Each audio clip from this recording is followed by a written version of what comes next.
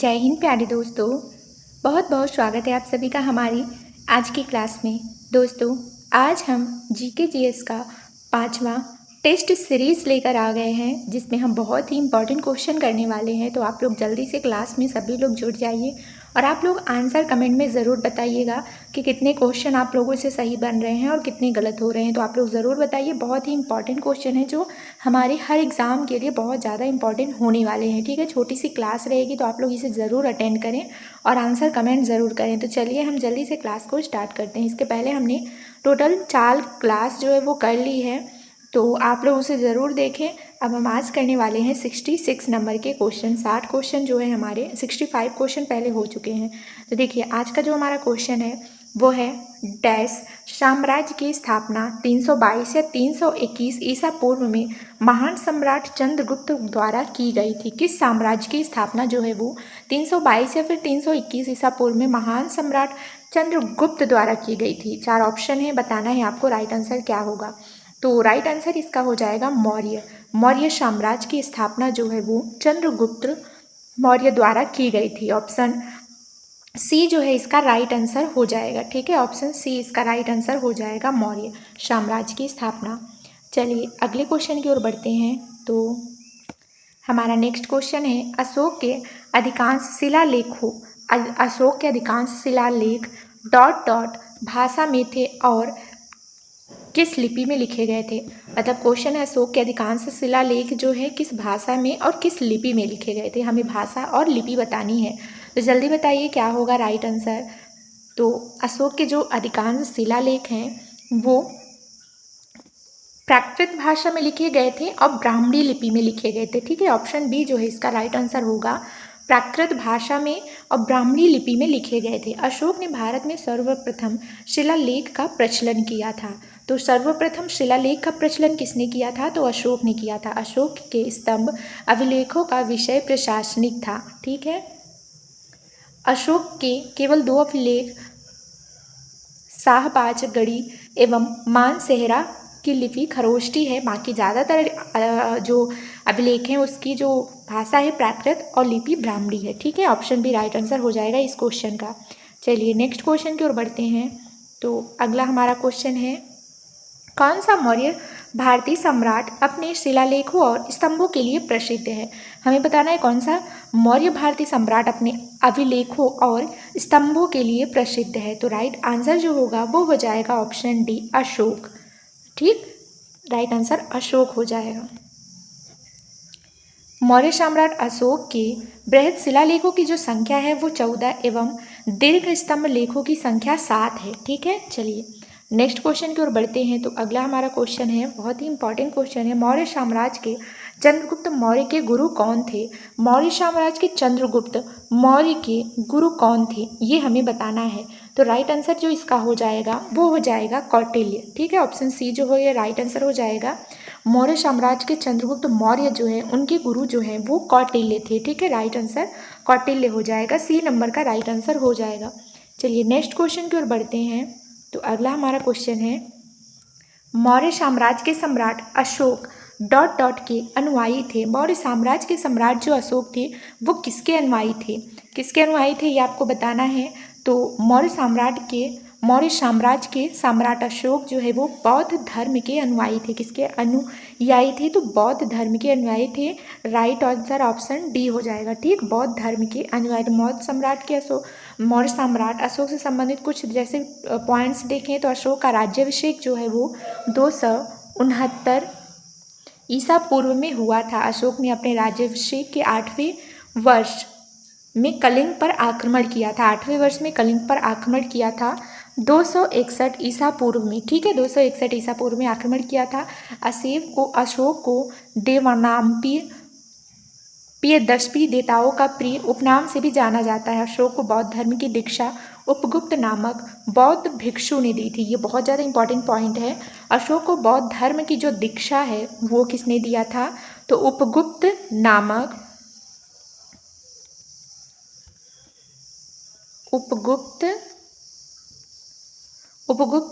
बौद्ध भिक्षु ने दी थी। ठीक है, तो चलिए अगले क्वेश्चन को बढ़ते हैं। तो नेक्स्ट हमारा क्वेश्चन है भारत में मौर्य साम्राज्य की स्थापना 322 ईसा पूर्व में हुई थी और इसकी राजधानी पाटलिपुत्र थी, जिसे अब किसके नाम से जाना जाता है? भारत में मौर्य साम्राज्य की स्थापना कब हुई थी? 322 ईसा पूर्व में हुई थी और इसकी राजधानी पाटलिपुत्र थी। इसे अब किस नाम से जाना जाता है वर्तमान में, ये हमें बताना है। तो जल्दी बताइए राइट आंसर क्या हो जाएगा। तो अब इसे जाना जाता है, पाटलिपुत्र को पटना के नाम से जाना जाता है। ठीक, राइट आंसर पटना हो जाएगा। ऑप्शन डी जो है इसका राइट आंसर हो जाएगा। ठीक है, चलिए नेक्स्ट क्वेश्चन की ओर बढ़ते हैं।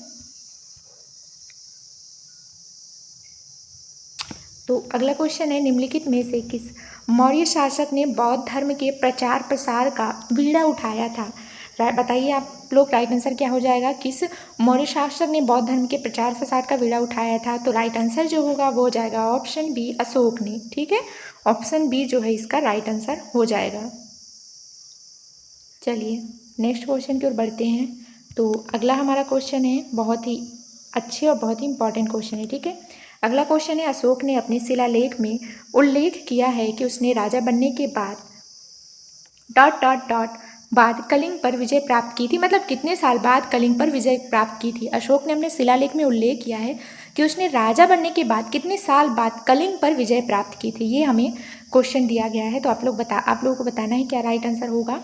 तो अशोक ने 8 वर्ष के बाद कलिंग, मतलब अशोक अपने शिलालेख में बताया है राजा बनने के 8 वर्ष बाद उसने कलिंग पर विजय प्राप्त की थी। राइट आंसर ऑप्शन डी हो जाएगा। ठीक है, 8 वर्ष बाद। ठीक है, चलिए कुछ पॉइंट्स में बता दूं। अशोक के 13वें शिलालेख से कलिंग युद्ध के बारे में विस्तृत जानकारी प्राप्त हुई है। अशोक का जो शिलालेख नंबर 13वां है उसमें कलिंग युद्ध के बारे में विस्तृत रूप से जानकारी प्राप्त होती है। अशोक ने अपने राज्याभिषेक के 8वें वर्ष लगभग 261 ईसा पूर्व में कलिंग पर आक्रमण करके विजय प्राप्त किया था। ठीक है, चलिए नेक्स्ट क्वेश्चन की ओर बढ़ते हैं। अगला क्वेश्चन है, निम्नलिखित मौर्य सम्राटों में से किसे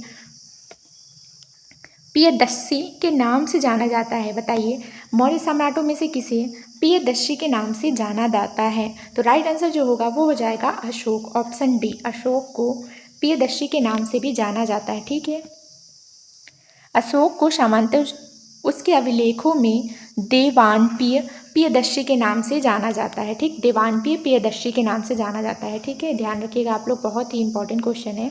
चलिए नेक्स्ट क्वेश्चन की ओर बढ़ते हैं। अगला क्वेश्चन, निम्नलिखित में से किस राजा के शासनकाल में सांची का महान स्तूप बनाया गया था?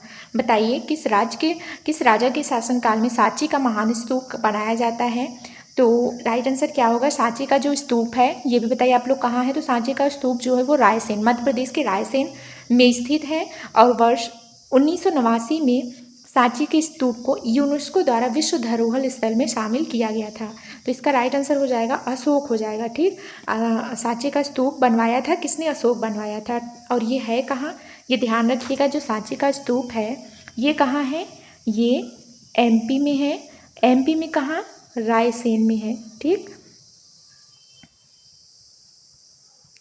एमपी में रायसेन में है। ठीक है, एमपी में कहाँ है? ये रायसेन में है। और 1989 में 1989 में इसे यूनेस्को में शामिल किया गया था।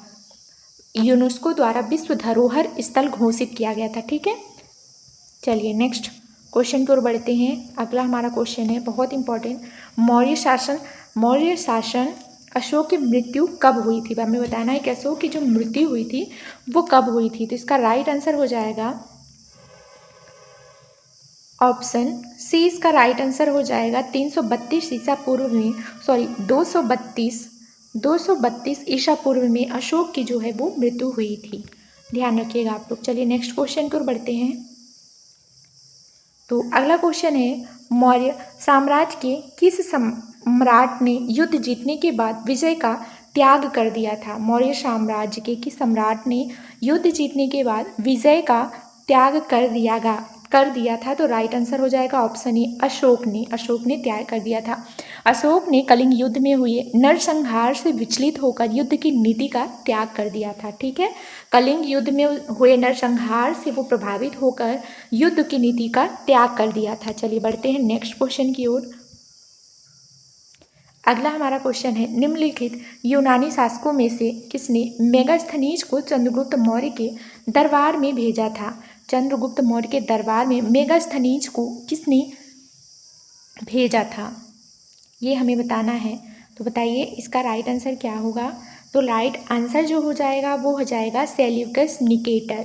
सेल्यूकस निकेटर जो है ऑप्शन सी इसका राइट आंसर हो जाएगा। यूनानी शासक था सेल्यूकस निकेटर और इसने मेगास्थनीज को चंद्रगुप्त के दरबार में भेजा था। मेगास्थनीज ने इंडिया नामक पुस्तक लिखी जिसमें मौर्य इतिहास की जानकारी प्राप्त है। ठीक है, मेगास्थनीज ने कौन सी पुस्तक लिखी है, बहुत इंपॉर्टेंट क्वेश्चन है। इंडिका नामक पुस्तक लिखी है। ठीक, इंडिका नामक बुक जो है वो मेगास्थनीज की लिखी है और इसमें मौर्य इतिहास की जानकारी के बारे में बताया गया है। चंद्रगुप्त मौर्य ने सेल्यूकस निकेटर जो कि यूनानी शासक था उसे पराजित किया था। ठीक है, और सेल्यूकस निकेटर ने अपने राजदूत मेगास्थनीज को चंद्रगुप्त मौर्य के दरबार में भेजा था। ठीक है, चलिए बढ़ते हैं नेक्स्ट क्वेश्चन की ओर। अगला क्वेश्चन है भारत में शुंग वंश के संस्थापक कौन थे। भारत में शुंग वंश के संस्थापक कौन थे ये हमें बताना है। तो भारत में जो शुंग वंश है ये उसके संस्थापक पुष्यमित्र शुंग ही थे। ठीक है, Pushyamitra Shunga, option B right answer हो जाएगा। शुंग वंश के संस्थापक पुष्यमित्र शुंग थे। शुंग वंश का संस्थापक पुष्यमित्र शुंग। शुंग वंश का अंतिम शासक जो था वो देवभूति था। कौन था,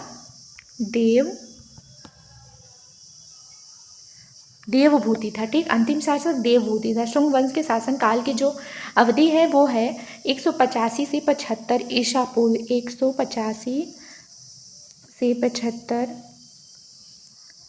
ईसा पूर्व।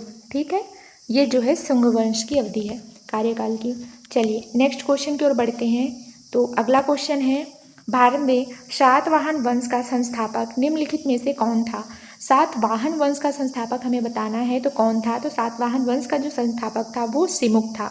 ठीक, ऑप्शन बी जो है इसका राइट आंसर हो जाएगा। सातवाहन वंश का संस्थापक शिमुक था। ठीक है, शिमुक जो है वो सातवाहन वंश का संस्थापक था। सातवाहन वंश की राजधानी पैठान या प्रतिष्ठान थी। क्या थी राजधानी, राजधानी क्या थी सातवाहन वंश की।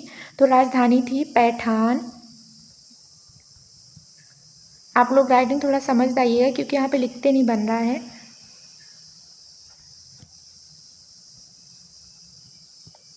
प्रतिष्ठान थी। ठीक, ये राजधानी थी। चलिए नेक्स्ट क्वेश्चन की ओर बढ़ते हैं।